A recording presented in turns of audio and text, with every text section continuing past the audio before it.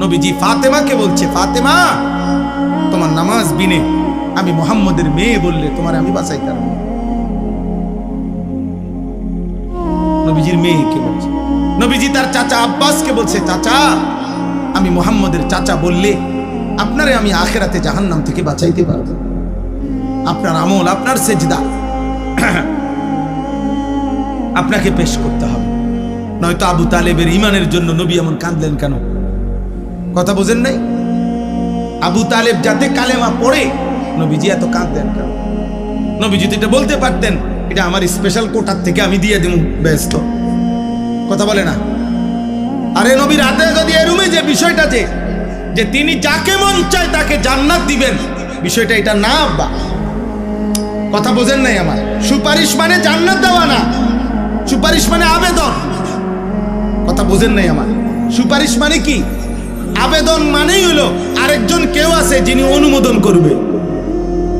আবেদন করার অর্থ কি? আরেকজন কি করবে? তিনি কে? বলেন না তিনি কে? তো মনে করেন 1 কোটি মানুষ, ধরেন কথার কথা 1 কোটি উম্মত, তো নবীজি সুপারিশ করছে 1 কোটির জন্য যে আয় আল্লাহ আমি সুপারিশ করলাম আমার 1 কোটি উম্মতরে জান্নাত দিয়ে দেন, মনে করেন।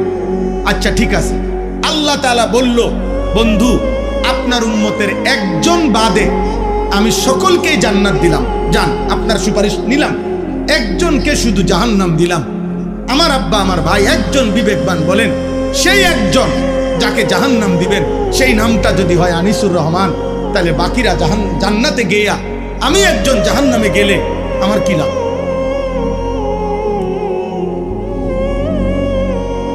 বাকিদের জান্নাতে যাওয়ার দ্বারা আমার কি লাভ? বলেন না, বলো না আব্বা, বলো। আমার দোস্ত, আমার ভাই, অতএব রাত অনেক হয়েছে। আমার প্রিয় ভাই হযরত মাওলানা শুআইব আহমদ আশরাফি দামাত বারাকাতুহুল আলিয়া, মাওলানা অনেক সুন্দর বয়ান করছে, শক্তভাবে বলছেন। শুধু বাহ্যিক প্রকাশ্যে মুনাফিকের মুমিনের পরিচয় দিলে হবে না আব্বা। ভোটার আইডি কার্ড দিয়ে আখিরাত চলবে না রে আব্বা, জন্ম নিবন্ধন সনদ দিয়ে আখিরাত চলবে না, তোর কপালের সেজদা দিয়ে আখিরাত চলবে। হালাল হারামের পার্থক্য দিয়ে আখিরাত, সেজদা বন্দিগির মাধ্যমে আছে। এজন্য আজকে রাত গভীরে আপনাদের সবার কাছে বললাম, ছেলেরা তোমাদের কাছে বললাম, একটা ছেলেও যদি বুঝো, দয়া করে নিজেদের উপরে দয়া করো, নিজের উপরে রহম করো আব্বা, নিজের উপরে রহম।